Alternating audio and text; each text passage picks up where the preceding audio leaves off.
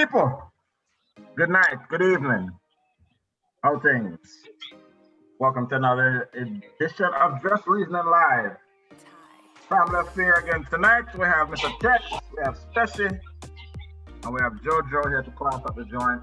In case you get tired of listening to three man talk about nonsense. Well, two at least. Balance of the thing. Oh man, how y'all feeling? How y'all feeling? Feeling better. I'm on the way, possibly. Feeling good. I think as you've expected so far, expected more drama. I personally, I thought, well, I mean, we don't done yet, but I thought on the day off there'd be all kinds of drama and who knows what. So I've been pleasantly surprised so far. What do y'all think? Well, from Trump, I was expecting more. I mean, he hasn't given up, but I was thinking he would mobilize the troops some more.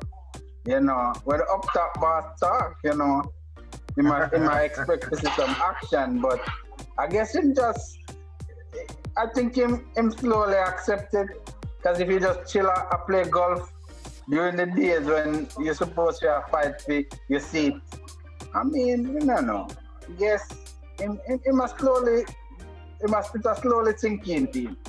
You can't win everything. You can't steal everything. You can't con your way into everything. You win some, you lose some stuff. They said that, like one of the worst things in the world for him is to be considered a loser. And so, literally right now, go to the website, loser.com, and redirect to Trump. Redirect to Trump's Wikipedia. And so just being branded as a loser. If you notice, when is it from before he ran for presidency, how have you ever remembered going this many days without hearing his voice? It's like he just sit back and tweet, but he hasn't been out saying anything. I mean, they had the Memorial Veterans Day thing today, and he walked there, and yes, a solemn occasion. Well, actually, it's Veterans Day, not Memorial Day, so it's just celebrating veterans. He literally didn't say a single word, so. The reality is setting in, man. He's running out of options. I mean, he's not saying much because he's trying to plot the next move. I mean, as soon as he steps out of there in January, you know what's going to happen. So all the indictments are going to come down. So you got to make your next move your best move. So why not be quiet and plot it out? Yeah. Trump being quiet. Quiet before the storm. Don't we all think that it's over? The more the one thing about this Trump presidency, as I've said before, is because he's somebody who pushes almost the utmost degree in every single way all the time. It's caused you to learn a whole lot more about how this government works and how a lot of the things that we thought were laws and strict rules, it's not. It's just accepted norms. It's just people of good faith have always done things a certain way, and you didn't expect someone like Trump to come along. So when it comes to one of the topics that that I put out for this is that Trump could still win, and literally he still could win.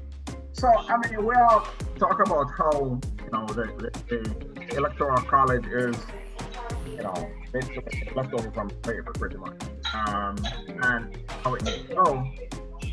And we've all known that the national popular vote does not matter in deciding the president, right? We've all learned that it's the electoral college. So I think in 7 of the last 8 presidential elections, the Democrats has won the national popular vote. but Republicans have won like 3 of those elections, but despite not winning the popular vote.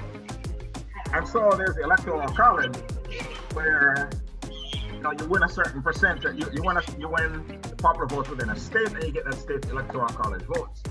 So that has always happened.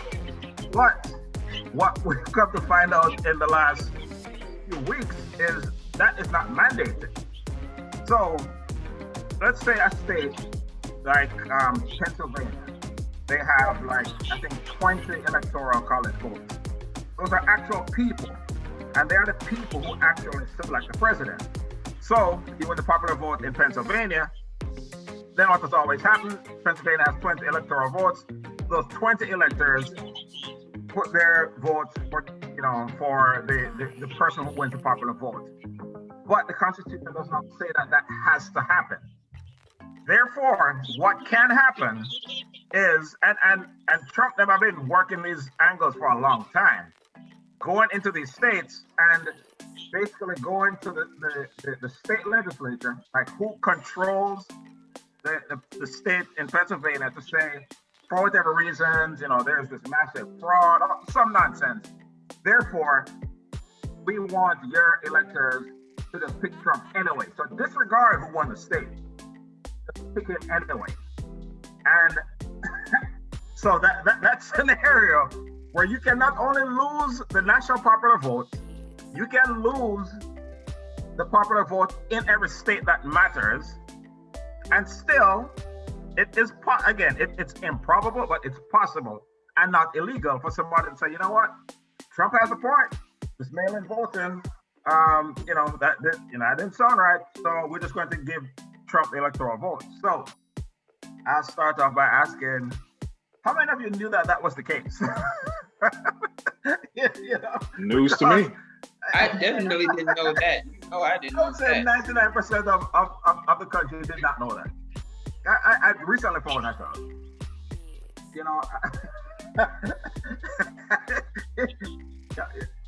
Even with the mail-in voting thing, huh? with the mail-in voting thing,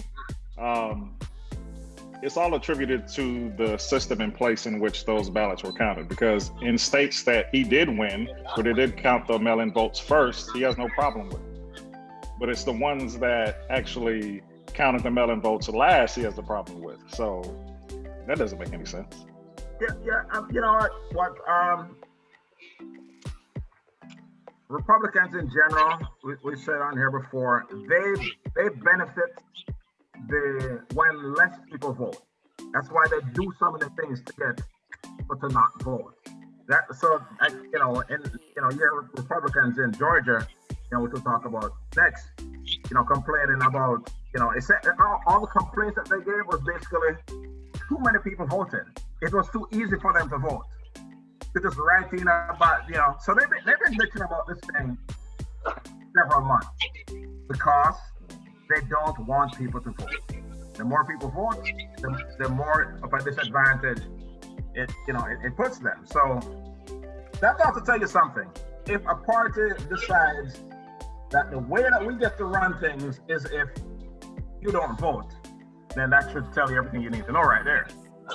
So, especially what you think would happen if that system that I just described, if these electors in these states decide they're going to give it to Trump anyway, what do you think would be the natural reaction? The man has lost the national popular vote. He's lost the state by state popular vote. What do you think would happen? Mayhem. It was evident after, the decision was made, where you saw so many people celebrating all over the place. Yeah. So, you get the feeling so you get the feeling if it didn't go that way, a lot of people would have been mad, and mad might equal mayhem, rioting, just burning the city. Because they know that is not what we want. We do not want another 4 years of him. And a lot of people came out and said that they did not want that. This is why most people just voted because they did not want him in. And what was funny? I saw this video about this big poster that somebody was driving around the city with "loser" written on it. It was funny, right? Trump the loser. So it was evident that most people did not want Trump anymore. So I think it would have been disastrous if it didn't go Biden way. Hey, like I said, you said if it can still happen because this I doubt it will change. No, it is very, very highly unlikely, but it's possible. The fact that it's even possible is enough to, like these dates that we've never thought about in the past. Like there's a certain date by which the states have to certify this is who won the state. And I think that's different than ever seen. But then after that, the electoral college meets. So these are people who actually pick the president. So they go and they vote.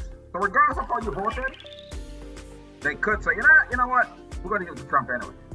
So I say all this to say that there is a whole lot in this U.S. government and the way things work that need to be cleaned up. It was written for a different day and time with a different set of people. And it doesn't take it again. It assumes people of good faith, and it doesn't assume that there will ever be a Trump. So that needs to be cleaned up. But and as we, he's such a child, right? These people know that he has a loss. The Republicans, I'm talking specifically. But they're appeasing him with this, we have to, go through these court cases and this and that. They know the man has lost. But they're doing all these things to appease him to the point where right now, what is supposed to be happening is the transition from administration to administration. And that. So imagine how hard it was for Barack Obama to sit down with Donald Trump the day after that election and then begin the official transition process. Imagine how hard that was. But because this man, he's decided, he's not going to start that. So there are a lot of things the GSA, which is kind of basically the HR department of the federal government, where they are supposed to acknowledge that this is the new president-elect and start the official procedures for transition in the new government. But Trump basically tell them don't start it. So can he do that though? Can he do that? Yes, he can. Yes, he can. Because he still controls, he's still in charge of that branch. So he can still do that. And there are a lot of like the presidential daily brief, which intelligence reports of all these threats in the world, supposed to start, a few days ago. And Trump hasn't started that. Now, why that one in particular matters, I mean, it all matters, but after 9/11, so remember the 2000 thing with Bush and Gore, that was in 2000. 9/11 was 2001. So, because there was this big delay with the recount and everything in Florida, those transition activities started late. So when a big study was done by called the 9/11 Commission about the reasons why we were not prepared for this attack, that was one of the reasons they stated. That basically Bush them didn't have his people in place long enough to know enough. And so we got caught slipping. And so people who are looking to strike in this vulnerable time right now, and they know all this mayhem going on, you are an enemy of the United States or looking to do something, this is the time to do it. So, that it really, really matters. But, don't give them no ideas now. Hold on. Right? I've heard it from enough intelligence. I heard it on TV, so they already heard. No, I know. I know. But, it's not potentially, very serious times. it's more than Trump just being a sore loser. Yes, that's part of it, but it can have some serious, life or death, implications. So yeah, we also have to think about why. You made a point about the Republicans, appeasing him. We also have to think about why is that. Really and truly, they need him for the party.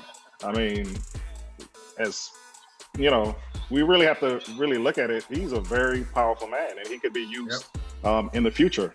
And the simple fact that we still have some election going on that we need to. Well, we have the runoffs in Georgia, which I know we're going to talk about, and he'll be a powerful tool in campaigning there. So they can't just automatically just kind of cut him off now, because even in the next 4 years, okay, if he's still around, he'll be a valuable ally to them, because they can send him out on a campaign trail if it's for him or somebody else, and what kind of turnout he gets. So, I mean, they're kind of walking a fine line right now. But yeah, they're going to be in this corner until the end. Yeah, I mean, you hit the nail on the head, because whatever we think about Trump, regardless of the fact that Biden is to win the talking about like 5 million, still 72 million people voted for him. 72 million people looked at these past 4 years and said, you know what, I want some more of that. So these people who are appeasing him, it's for exactly that reason, because they know he still commands a lot of power within their party. So yeah, they're going to,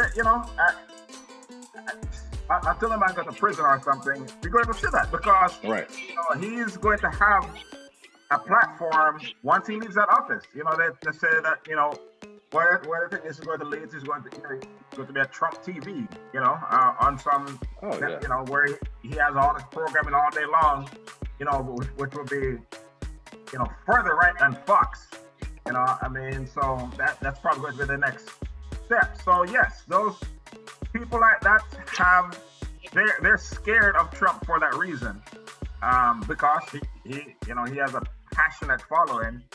Look, 72 million people, madness, So do you think he could be a reverse Mandela? Like you have Mandela, a reverse Mandela. Why did you just put Trump and Mandela in the same sentence? But look at the scenario. Oh, from president to prison. You're right. Not you think that could another day in happen? their life did they run Trump and Mandela in the same sentence. No, in terms of prison and president, that is all I will compare. That's it. Nothing else. He's not on the same intellectual scale. So it was just prisoner and president. Only you, special. Reverse Mandela situation. Right. Thank you, Jojo. Clean it up for me. I think that man is about to find himself in federal prison. But, if they can catch him. They'll catch him. Here's the thing. With this pardon, so what's going to happen? He's either going to pardon himself. I was just about to say. Pardon No, he can't do that. Charged, you can't pardon yourself. There's again, nothing in the Constitution says you cannot. Therefore, he will. He's asked that. He will either pardon himself or he'll resign like 5 minutes before it's time for him to leave office. Make Pence take over and then make Pence pardon him. But he's going to leave that office with a pardon. But here's the thing we have to remember. That pardon only applies to federal crimes. Right, but you can't pardon yourself if you're not president, for one. And two, until you're convicted, you can't pre-pardon yourself. You can't pre-pardon yourself. How can you pre-pardon yourself? You cannot pre-pardon yourself.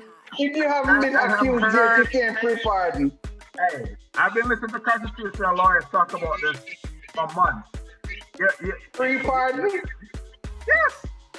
For anything you did. You can't. So that you will do. Because you haven't been accused of it yet. Look, that basically happened with Nixon, where Gerald Ford pardoned him. Even though no charges were brought against him, he pardoned him. So yes, you can be pardoned. So it's just like an open warrant, and then just write in whatever applies later on. Is that what you're saying? But here's the thing about the pardon: only applies to federal crimes. Only. Right, I understand. So the state crimes, which he has a whole lot of, or accused of, can't do anything about those. So going to find himself in prison. So just watch. Anyway, Georgia. Yeah, hear me bust that note. Georgia. Please don't. Yeah, still you didn't respond because we didn't want you to bust it again. we good on that one. We good. Got Georgia on my mind. Hey, big up Georgia, man. I'll say that. You know, look. Not so fast. No, I know. Big them up so far, right? If you think about it, so this is a state that I think I said when Obama won the presidency the first time, Democrats still, as with all the people who came out, Democrats still lost Georgia by like 10%, like 10 percentage points. You know, the last Democrat to win the state of Georgia as president was in 1992. You know, almost damn near 30 years ago. So the fact that the Democrats are about to win that state for the presidential election is a very, very big deal. And this all, I would say the majority of this, if we're singling out a single individual who's responsible for this. Of course, a lot of people work to make this possible, but Stacy Abrams, take a bow. So, after she lost the election, close election for governor in Georgia a couple years ago, you know, she could have sat and hung her head and pouted, you know, because it was a lot of shady stuff that went on. The person she ran against for governor was also the Secretary of State. So he was both running for governor as well as controlling the way the election is run. Shadiness. All kinds of voter suppression stuff that has been going on. So she lost and she was angry about it, as anybody would be. But she put her effort, her all, her everything behind, you know what, we just need to get more of our people registered to vote. And she was responsible, her organization, for registering almost 1 million people to vote. A million Wasn't it 720,000 people? Something like that? Yeah. So that means that what you do at a cool runnings never done nothing then, man. Whoa. How much is that you do again? Hey, look. Hey, we did that all in one day. So give us a few more weeks. I will help her in Texas Bloom. Go ahead, Stacy. Anyway. we damn near swung the state. What you talking about? maybe Houston, that's it. Maybe Southside. Maybe Southside Houston. One hood at a time. Yeah. Southside Houston. Hey, we start a cool runners and go from there. But you know, big up Stacy Abrams. So that's step one in Georgia. Big deal, you know, to turn that state blue, you know. Very big deal. However, it's not over yet. Georgia will still need you. Here's why Georgia matters. As big a deal as it was to defeat Donald Trump so far, one of the letdowns of that election was I expect there to be a Democratic sweep all across the country, in the Senate and everything. That didn't happen. We won a couple seats in the Senate, but as it stands right now, there's a runoff in Georgia for their 2 Senate seats. And the importance of that is if both Democrats win, then there will be a 50-50 division between Republicans and Democrats in the Senate. and the vice president, Kamala Harris, would be the tiebreaker. So essentially, Democrats would control the Senate. That's if they both win. If one win or both lose or however, then the Republicans will control the Senate. And if that happens, you're going to see some major cock blocking by the Republicans, like they did with Obama. Family show. You know, so if you think about everything, for everybody who voted for Joe Biden, all of the reasons why you thought of why you should vote for him, all of those things, if we have any desire to make those things happen through legislation, it's not going to happen with Republicans controlling the Senate. So they listed their 4 top priorities as COVID-19 pandemic. You know, so as we speak right now, the Republicans have been holding up their bill, to offer relief, but Republicans are saying it's too much and all this stuff. That's with them controlling the Senate. So if they maintain control of the Senate, they're going to be saying those same things, and that relief isn't going to go out the door. Rebuilding the economy in different ways through infrastructure and all that, they will block that too. Climate change, so all these things, the George Floyd Justice and Policing Act and everything that involves, they block that too. So what they're going to do, if they maintain control, is they are going to just sit there and say no to everything, which is what they did with Obama. And the end result of that is people who may not know exactly how things work are going to then blame the president. He didn't get that done. He said he was going to get this done. He didn't get it done. And they know that. So it's very, very, very important. Georgia on my mind. So what y'all have to say about Georgia? How do you get this done? What do we need? We need to go down there and sign up people for vote. I'm sure there are cool runners up there. I was about to say, you gotta have a cool runner. They have voting trust. we need to find out what we need to do to get certified to sign up people for vote down there and help out the lady. We can't get it done, man. We want it blue. We want to get it to a point from your touch, from your all the way down. I see a blue. As Trump always did a shake a word about. Just a sea of blue, right? So it not even bother to fight it. Yeah, it's too blue for me fight. So beyond that, one of the things when this race is over, what we need to do is look at the runoff laws in Georgia. They're actually created in the 1960s, and it was as basically a way to oppress the black vote in a white majority state. So these are the things that we need to look up and find out. And Chris, you alluded to this earlier, about these laws that we don't know about and things that we need to address. This is a major one, the runoff.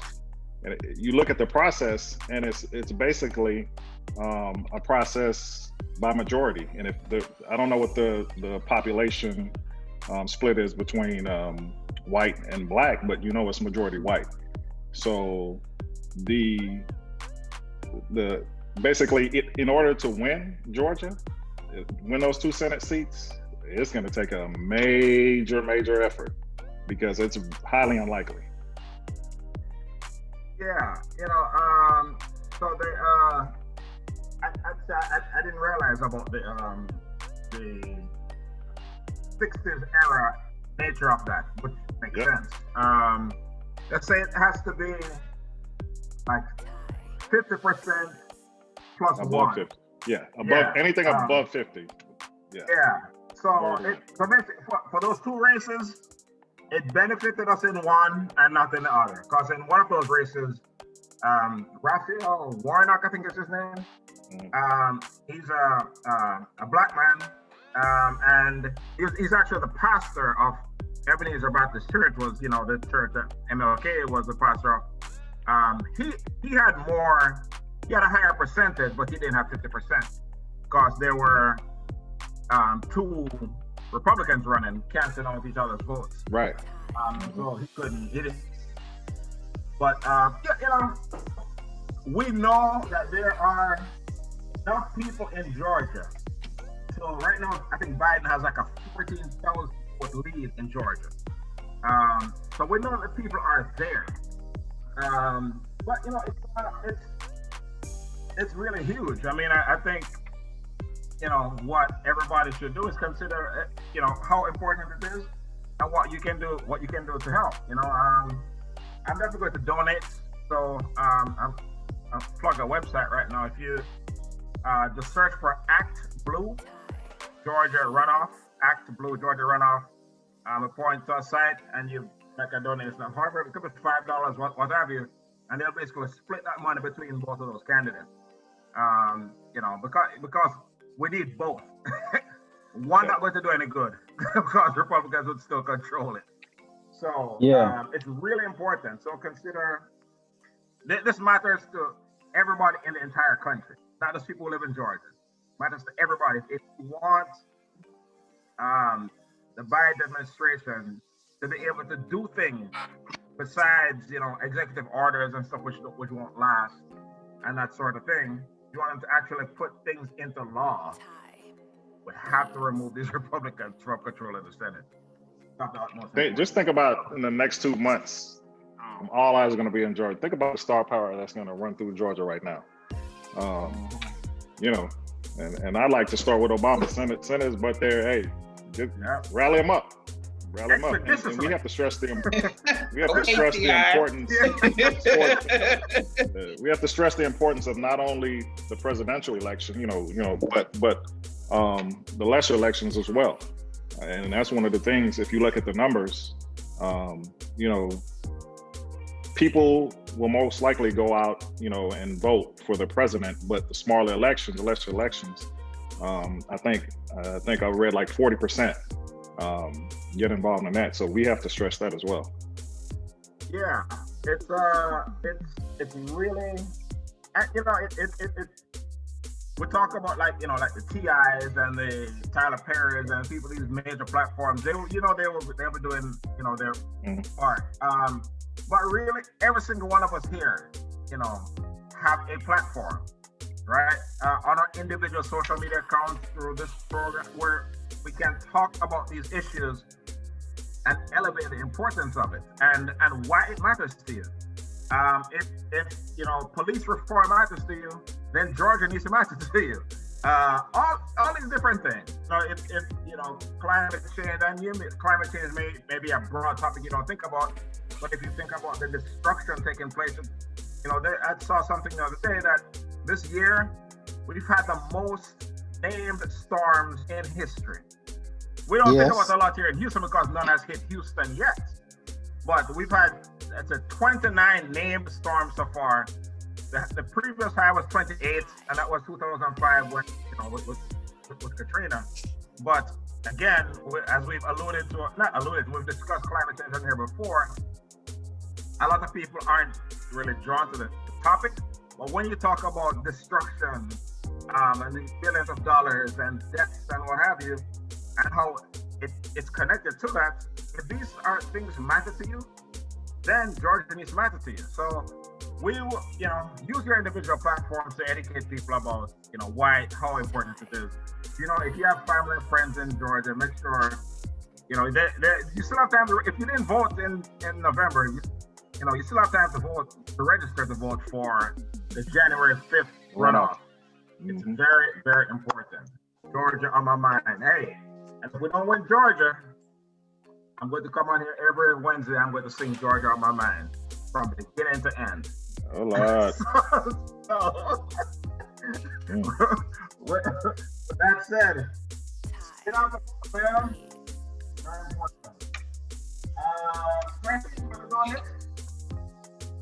Do what? Do what? So you're going to donate? No, sir. I always just say special. They have to donate. They have to donate. Were you saying act like ACT? ACTBLUE. Act Blue is the organization.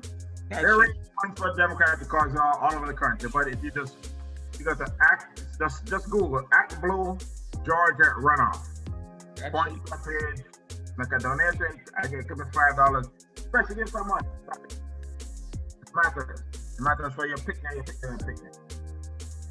I think, but if we move God judge, I might have to give them a food there. Go on. Hope I go before January. No, I'm not move before January, man. The heathen them still down there move like swine. No, go ahead.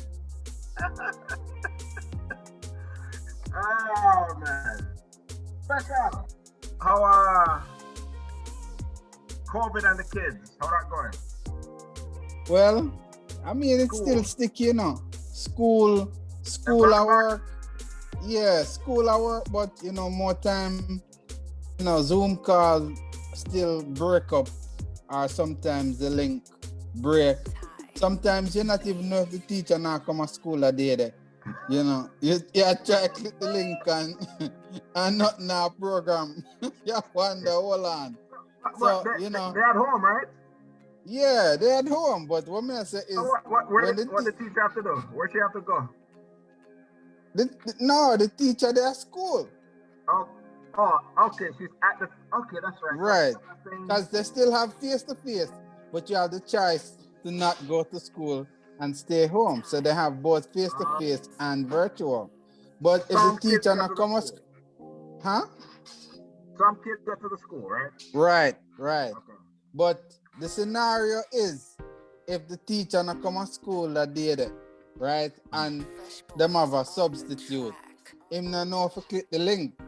And now the virtual click to them can't get a school in. And you don't know. Right? You can't, so you did try to fight the link. As I went yesterday, I tried to fight the link. The link wouldn't work. I'm going to send an email. The supervising teacher email me back and say, the teacher not there at school today now. That's why the link didn't work. I'm going to say, I want to need to send out a thing, man. We don't know. Right? We there, click the link and I think there's something wrong with the computer. So, I mean, I still have a lot to work out. Bottom line, a lot still need to work out. Communication still need to go on.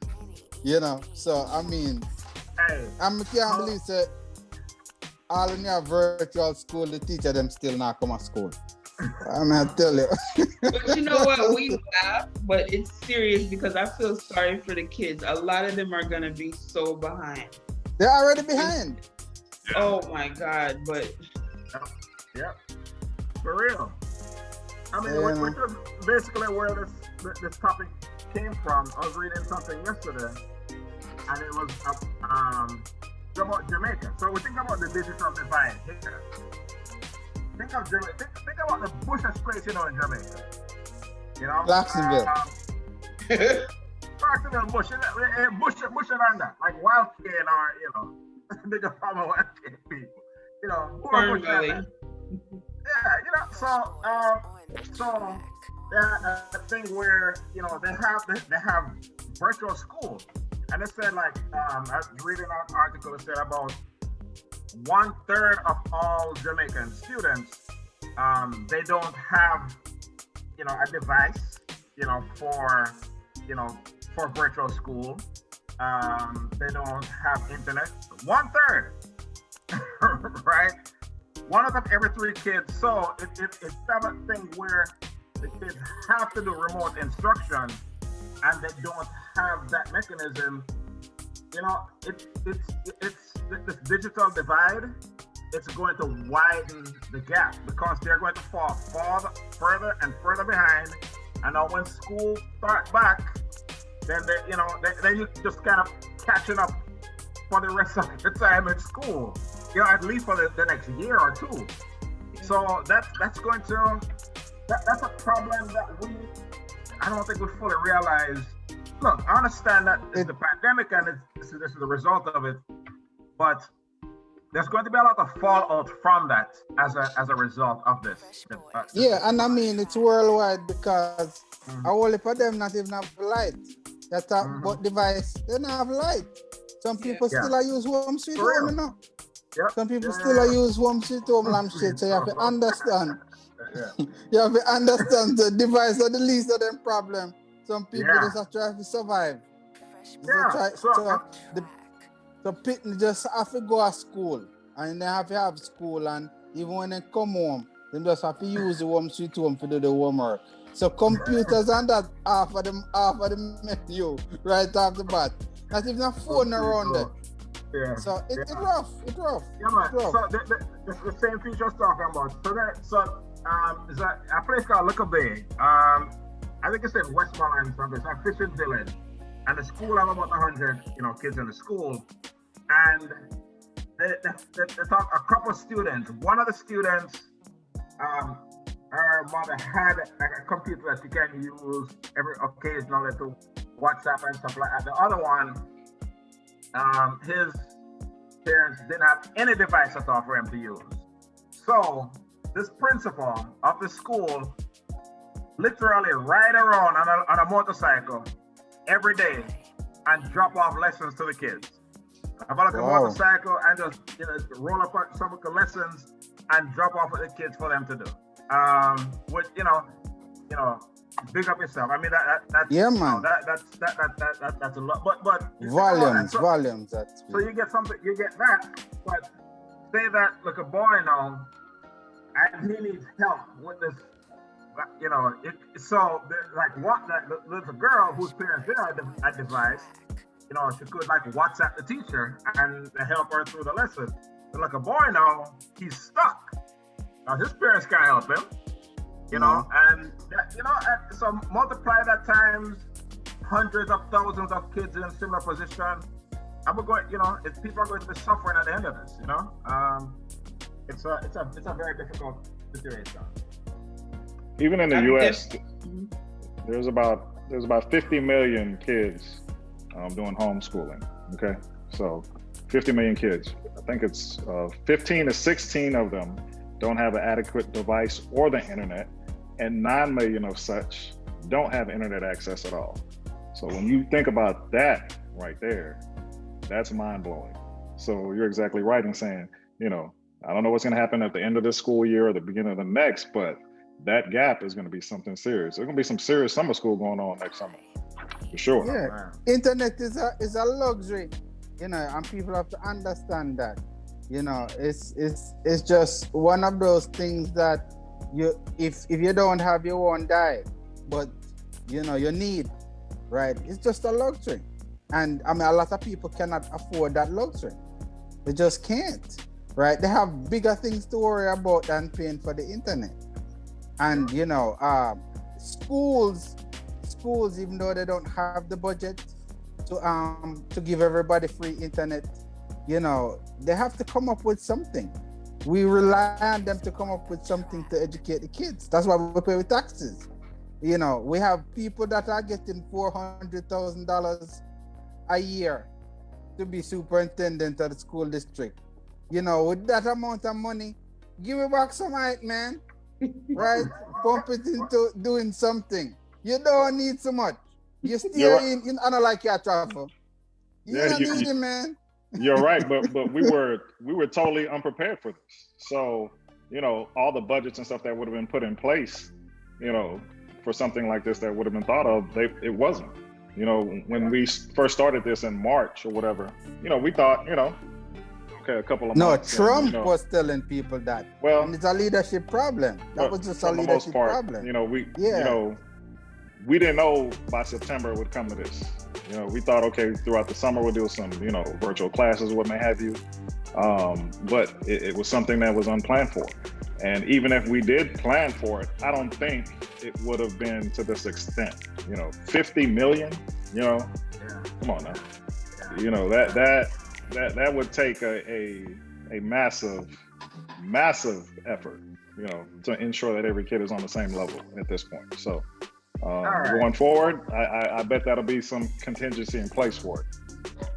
So we've identified the problem. We know what the problem is. How do we fix it? Jolene? Well, I I can appreciate. I'm joking. Not in my book, but I appreciate companies like Xfinity, Comcast, and AT&T who have $10 plan. Did they pay for this plug? I appreciate certain companies that have $10 internet plans for homes that have at least one student in them. That's a start.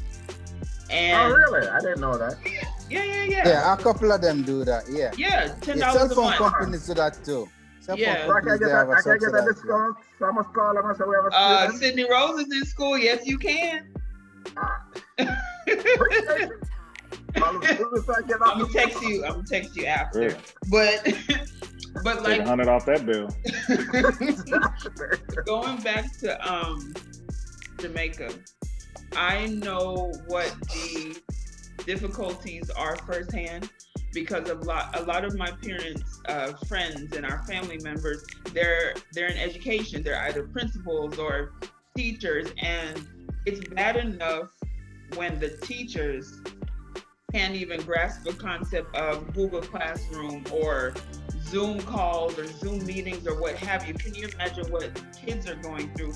And their parents don't know either and can't help them.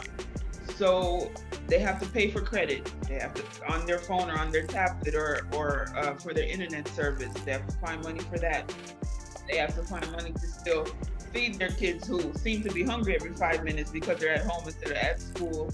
And I asked my mom's friend, who is a principal, I said, well, why don't you guys try to work out something where whoever knows the most about what's going on and how to maneuver through Zoom and Google Classroom and stuff like that, have some workshops for the teachers and the principals and things like that, at least start from there. And then whatever students or parents can come to these workshops and, you do your social distancing, checking temperatures, the same way they do when KFC have a line out the door. They can do it at the school. You know what I'm saying? And try somehow, some way to get everyone on the same page. But like here in the US, some of the school districts were giving away tablets and laptops to less fortunate families. But when you're in Jamaica and you're a single parent with 5 kids and you need 5 different tablets, I mean, God, hopefully you have somebody in the US or England or Canada that can help you out. And we've started that initiative on my Instagram. And when Amazon had their sale on tablets, we bought 10 tablets and we're going to donate them to needy families in Jamaica and then give them financial assistance for credit so that they can even get on and for their students to be able to, do their work or what have you. But we can't blame everything on the government, first of all. No. Which people love to do. So let's take the initiative and figure something out. You know what I'm saying? It means necessary. Yeah, it's definitely not is the government. No, it's an important. It matters to it matters to all of us. That is the principal at Clarksonville School in Jamaica. So a couple years ago, we were.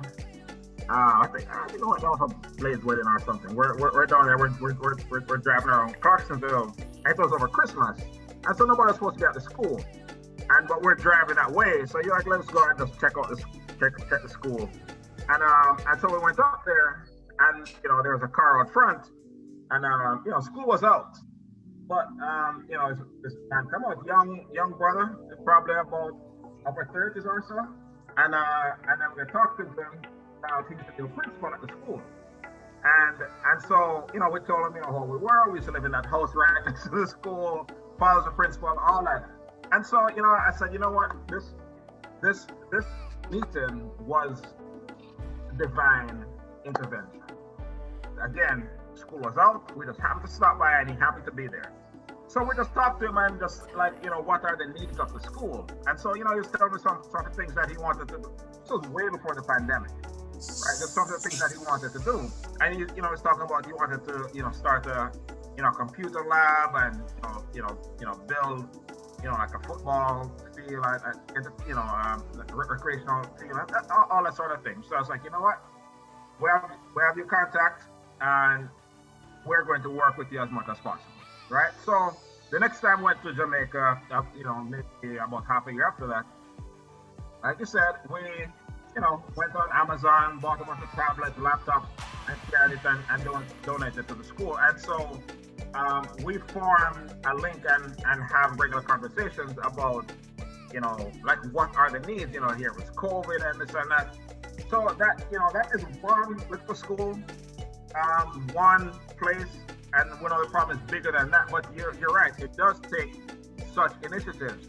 So what I'm going, I probably invite him to come on the show one time and talk in more detail about specifics of what they need. So something just told me about, this was way before the pandemic. Just to say that they have internet in the area, but it's very choppy, right? And it's not really good at that. And so I can't imagine you just have to rely on that to learn each and every day. But I'm glad you pointed that out, Giorgio. And I think that's how we should, we should follow up on this conversation. And because the solution for this isn't really going to come through the government. And not saying because government is bad, but it's going to take more than that. It's going to take, people throughout the diaspora, these millions of Jamaicans around the world, adopt your local community. You come from, St. Catherine or St. Anna, whatever community you're from, do something for that community. And let's see what kind of difference we can make, because this gap, this digital divide, we think it's bad here, it's even worse there. So let's follow up on this and do our part. So what you said, Walter Stadium, my man? The Walters cricket field. Hey, the Terrence Walters cricket ground, any day now. I followed up on that. This was so bad. Brian recorded and everything. So when I saw it, we went back, some months later. Went down for a funeral. Daddy's sister had passed away, and we went down for a funeral, and that's when we arranged. I thought our school was in. So this was Daddy's first time being back at the school since 1978. And so they're talking to the new principals. We talked to the kids. I mean, it was great. It was absolutely. I mean, it was that trip was something else, man. And we went to another school where Daddy was the principal of Cascade, and this is something we did not know existed. We just went up there. It's an area we lived when I was a baby. I don't remember a day living there. But we walked up there and we're looking at the school, and they had a wall of people, influential people in the community. I look up there and Daddy's name was on there. We had no idea that even existed. So it was brought tears to my eyes. Anyway. Look like you're about to cry right now. Right? But let's follow up on this and see how we can coordinate efforts. Julian, what you're doing, I didn't even know you're doing that. So we can talk about how we can kind of combine our forces to make a difference. If it's in one or two local schools, cool. We made a difference in those 40 kids' lives. What kind of difference can that make to the country overall? You know what I mean? So let's do something. Jamaica, lock off the dime. So Jamaica has, I didn't look at the recent COVID numbers. I know it is worse than it used to be for the same reason why it's getting worse everywhere, because people tired of lockdown and they step out and so on and so forth. So Jamaica has in place a curfew, island-wide curfew beginning at 9:30, I think. And 9:30. You cannot have a gathering with more than 15 people. We obviously know the reasons why. For COVID, and if you think about they talk about, some hospitals here are getting overrun and they don't have the resources. Imagine in Jamaica, where with resources and infrastructure already kind of limited, that can have a devastating effect on the overall island. So, but with that said, people are getting tired of lockdown. And so you think about people whose livelihood depends on this, right? DJs, promoters, club owners, bar owners, bottle sellers. The jerk chicken man outside the dance. All of it's affecting a whole lot of people. So people are having these illegal parties, and the Minister of Culture, Babsy Grange, was saying that he wants to be able to try and open up entertainment activities soon, dependent on the health situation. But the more of these dances and stuff that we have, it makes it harder for her to make the case. And something that has happened. I don't know to what degree this is happening, but there's been a few shootings. In Spanish Town at the beginning of November, at some party that they weren't supposed to be keeping, and like 11 people got shot. And a policeman in Spalding said that I think it was like last week.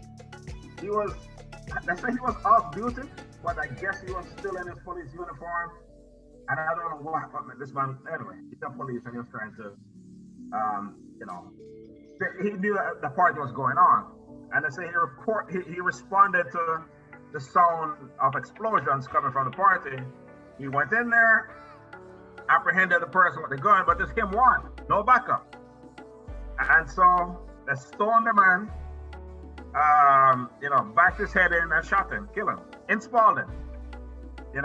So I know police are saying, but these, I saw the story. Is a black cat dance that? I don't know. Those are specific words. A black cat. Anyway, so I saw the story and it was in Manchester, but I really like the course this is in Scotland, But police are saying basically that these dances they're not supposed to be keeping these dances, and because so as a result there is no police presence there, and people know that there will be no police presence there because it's illegal. So whatever happens. Jolene, you're the one who the dance regular. You're the former dancehall queen. No. What do you think about the situation? And we know. Let's say from the perspective, we're not about the health part of it. From the perspective of those who benefit from it, where that is their livelihood. What do you think is done? So first of all, like you said, we've already touched on the health aspect of it, but I kind of made light of the situation one time, but not too much, because I'm like, so you can't catch COVID at night? Is that why they have curfew? Like, you can only, you can't catch it during the day, but whatever. Things are still going to happen regardless, okay? Whatever. People are still going to keep events. People are still going to have beef with each other. Unfortunately, dances are still going to get shot up. People are still going to come out and have a good time, and maybe nothing happens. In this situation, I don't feel like it should be a COVID thing. And like you said, so many people, from the promoters to the DJs, to the bartenders, to the security, to the jerk chicken man, like you said, to whoever's out there trying to hustle honestly, all of these people are losing out on money. All of these people can't pay their bills. They can't pay their rent. What are they supposed to do?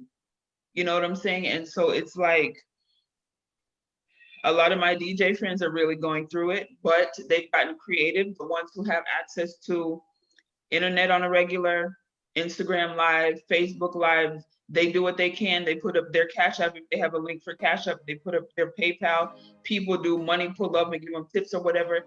They're smart. They're thinking outside the box. They're gonna hustle. They're gonna make some money some way, somehow.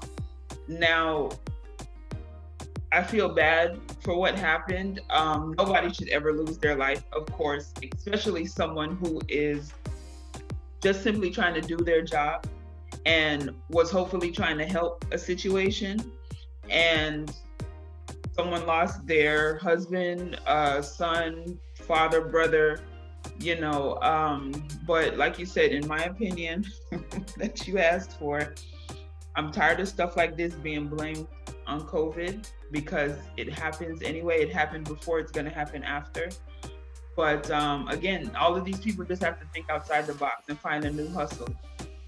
No, I mean, so no, the shooting has nothing to do with COVID at all. Right. Right. It's more so the decision to make these parties illegal. Right. Which I think is ridiculous. So make it illegal. And who dead daddy? Like what you said.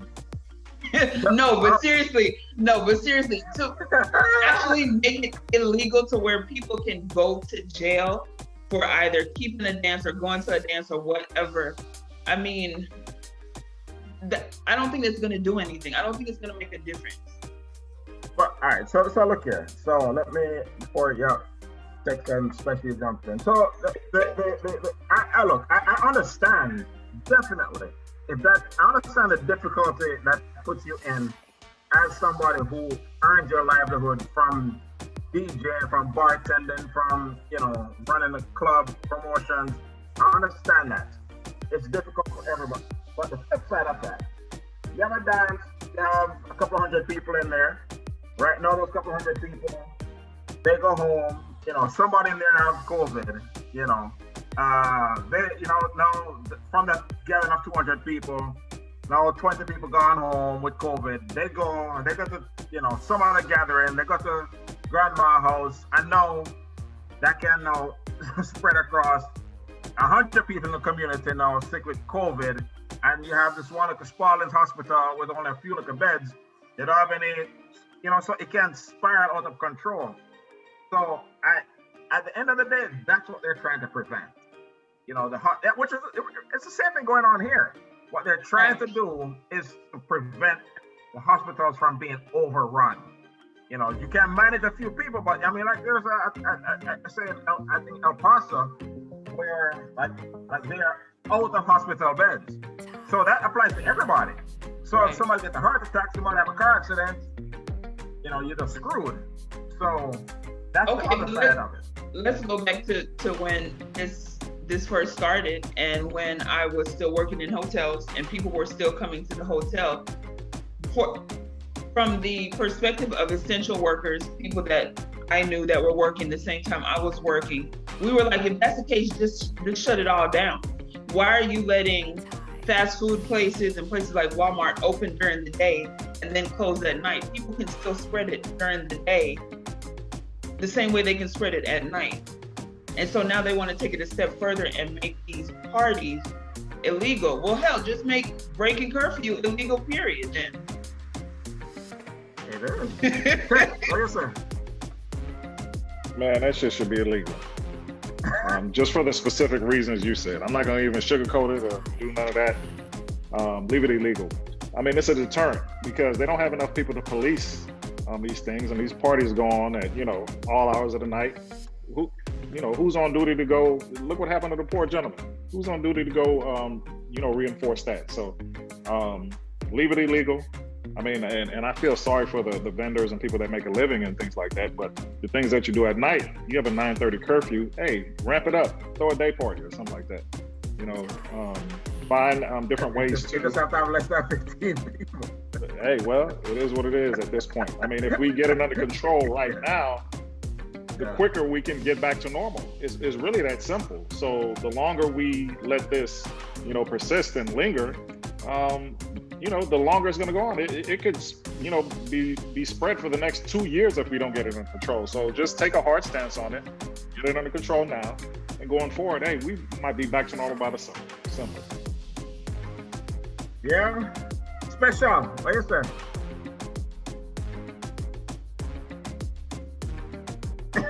Yeah, I don't agree.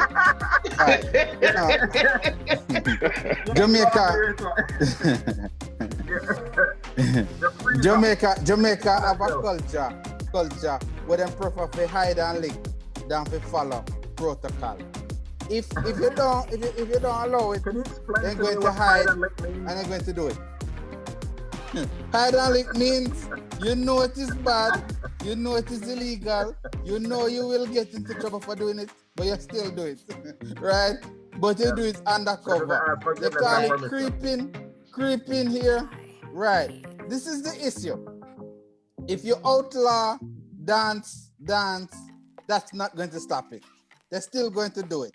It is better you have the dance and try to arrange something with the promoters where it can be monitored, right? I've seen, if you check YouTube, I've seen dances in New York where they don't let anybody in without a mask. If you don't have a mask, you can't go in, right? It can be monitored, right? So how your mother split with her mask? What? Grow a hole in it. Hey, you wanna know a lot of them in the dance, when them do one bun and split, them have to go outside. So I don't really know if they move the mask to the side or them bore a whole night. I really know them do. But them burn their weed and then come back in. Right? But making it illegal is not going to stop it. It's just going to push it underground. I can tell you that right now. Right? That is all it's going to do. And it is worse when it's underground because nobody is going to be there to be looking out for the interests of nobody. Because it's an underground thing. Everybody knows that, hey, if me get catch, hey, me willing to go to jail beat. Right? I say allow them to do it and properly plan it where you have people there that are responsible, the promoters are responsible for it. And if you do have a spot check by a squaddy, if a squaddy go in and spot check the place and look and see people without masks, the promoter can get in trouble. He will make sure, right, he will make sure that somebody is there to check that everybody going in have a mask. New York can do it, England do it, Jamaica can do it too. We're no more unruly than anybody else, right? We can do it. But you can't make it illegal because nobody will care and nobody will wear a mask. But they will go hide and lick, right? Me see General B throw one fish fry the other day, right? And he require everybody to wear a mask. It can be done. Nobody can come and then just come buy the fish. You fry fish with mask? Well, then buy it and leave, But he go and play. Him go and play some music during the time you in a line and wait for the fish. Right? So it can be done. I kind of agree with that approach. Right? Yes, it is. Go on.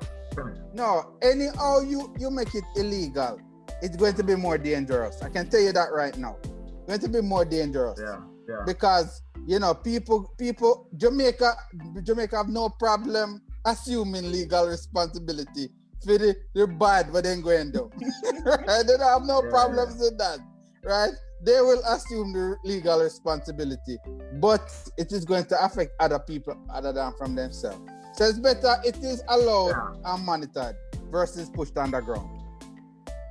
Yeah, I think I kind of agree with that. So I don't know how long this curfew has been in place. I mean, I don't think it's the whole time since back in March or what, but probably gradually easing off that by, again, mandating certain things.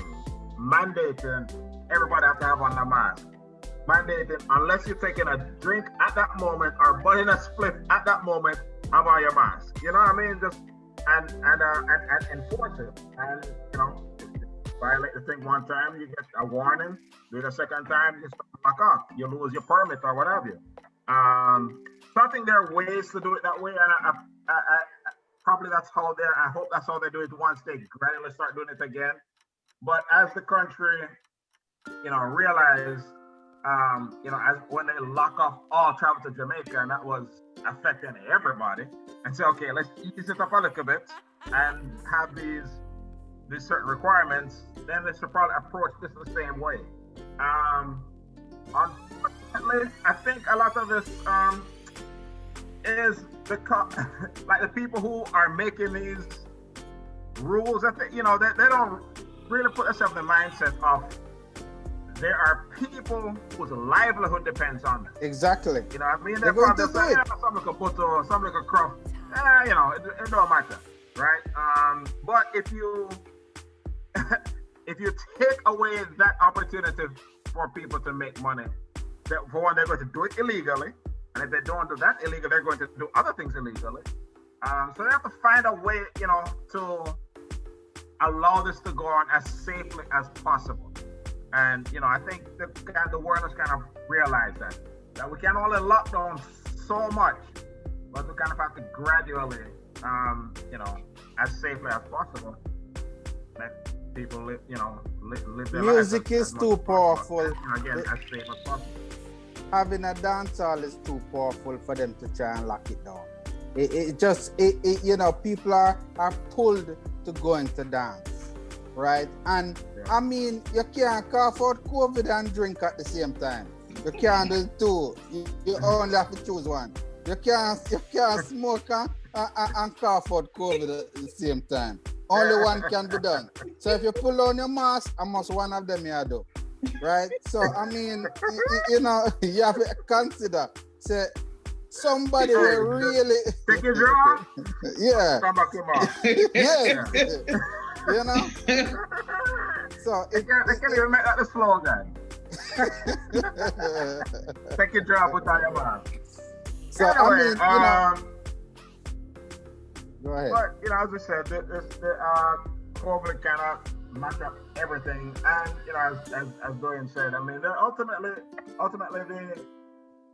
what is needed is to beat this thing, to kill this virus dead.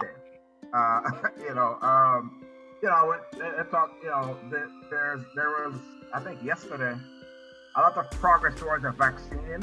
I know people are still kind of skeptical about that, but it said from what they've seen so far, it turned out to be 90% effective, which, but it's going to be a while before a vaccine is widely available. But in the meantime, we have to do the simple things. If we do have to go out, put on your mask. If you go to allow people to keep these events, then have certain requirements, So again, it's crushing people from a business standpoint. We talk about the education, kids falling behind. The solution is to kill this thing dead. Oh, little dancer. No dancer. Final thoughts. Give us some words of wisdom. Wear your mask over your nose and your mouth. I'm tired of seeing people just wear their mask over their mouth. Wear your mask and burn your split. Amen. Yeah.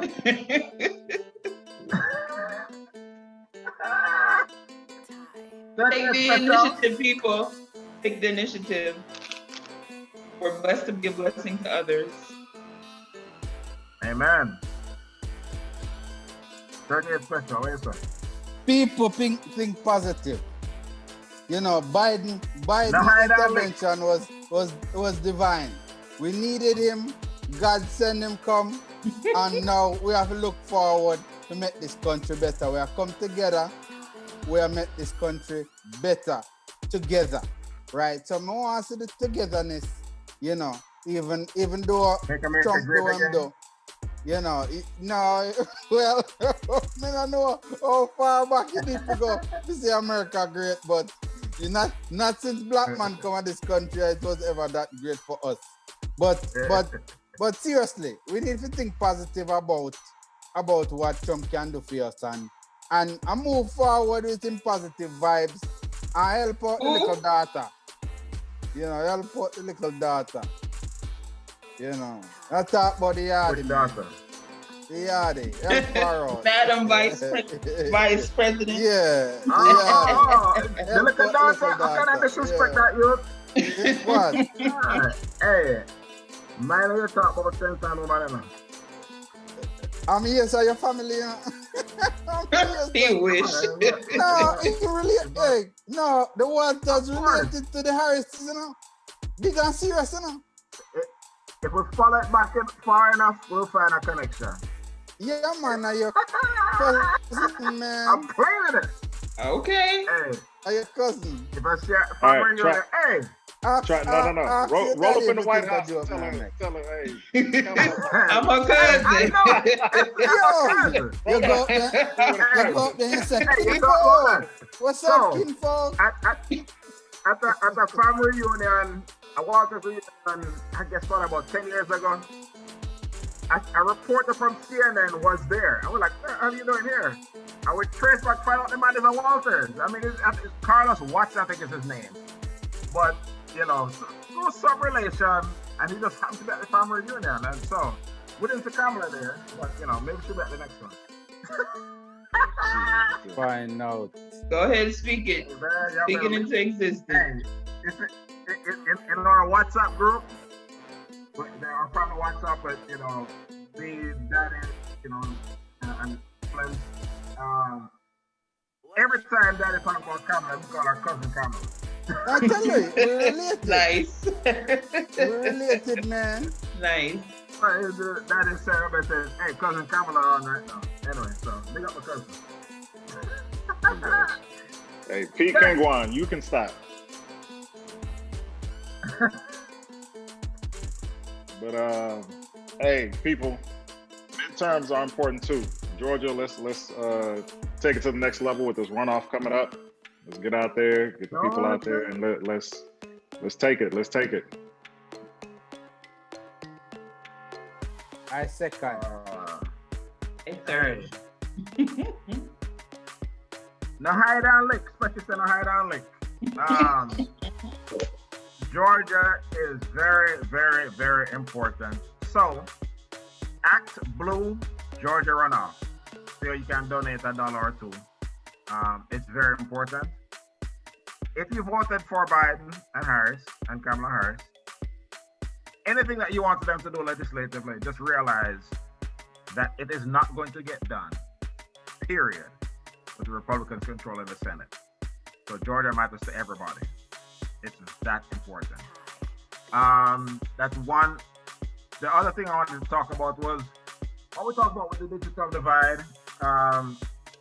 We realized that a lot of kids are being slowly, gradually left behind in these times. You know, for many of us, we're able to work at home and, you know, this what have you. Our kids are able to school from home and what have you, but you know, there are a lot of kids who do not have that. You know, here in Houston and around the world. So let's think about how we can assist. You know, I said, look at McNuff. If we take care of one little community, one little kid in one place, then it can have a benefit. So we will follow up with more information about what we're going to do about that. Let me talk to Mr. Simpson, principal of Clarksonville, about what we can do for that there. So, with that said, I thank everyone for tuning in once again for these important discussions. Real talk about real things. That's what we do here on Just Reason. Thank you for my wonderful co-host for another spirited discussion. No hide and lick, but special steps, so don't hide and lick people. And if you have a bonus clip, make sure you put on your mask on it. So, justreason.com. You can find this and other episodes. Thank everyone for joining tonight. Wednesdays at 9 p.m. Central Standard Time. Facebook.com/MySoulRebel. Search for the Just Reasoning group. And thank you everyone for joining. Until next time, step on the shelf. One love. Peace. Yeah. Peace. And no hide and lick.